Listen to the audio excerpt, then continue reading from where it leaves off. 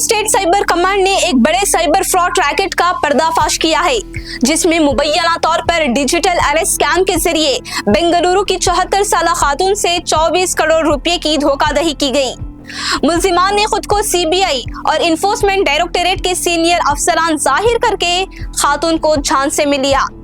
Karnataka cyber command के सरबरा प्रणब मोहांते के मुताबिक मुतासिरा खातून की शनाख्त लक्ष्मी रामामूर्ति के तौर पर हुई है। मुल्जिमान ने खातून को जहनी दबाव और धमकियों के जरिए ये यकीन दिलाया कि इनके खिलाफ एक फर्जी मुजरिमाना केस की जांच चल रही है। गिरफ्तारी और कानूनी कार्रवाई के खौफ से खातून ने फरवरी से अप्रैल 2026 के दरमियान अपनी जिंदगी भर की जमा पूंजी 26 अलग अलग ट्रांजैक्शन के जरिए मुंतकिल कर दी। ये रकम मुल्क भर के 10 मुख्तलिफ बैंकों में मौजूद 23 म्यूल बैंक अकाउंट्स के जरिए मुंतकिल की गई। 24 अप्रैल को इस फ्रॉड का इंकशाफ उस वक्त हुआ जब आईसीआईसीआई बैंक के हुकाम ने मुश्तबा माली सरगर्मी देखी।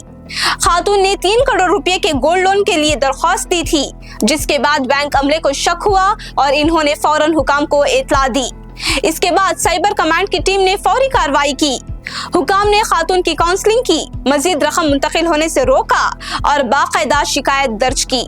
National cyber crime reporting portal यानी एनसीआरपी की मदद से तफ्तीशकारों ने रकम के लेन देन का सुराग लगाया, कई बैंक अकाउंट्स मुंजमद किए और 4 करोड़ रुपए से जायद रकम बचाने में कामयाब रहे।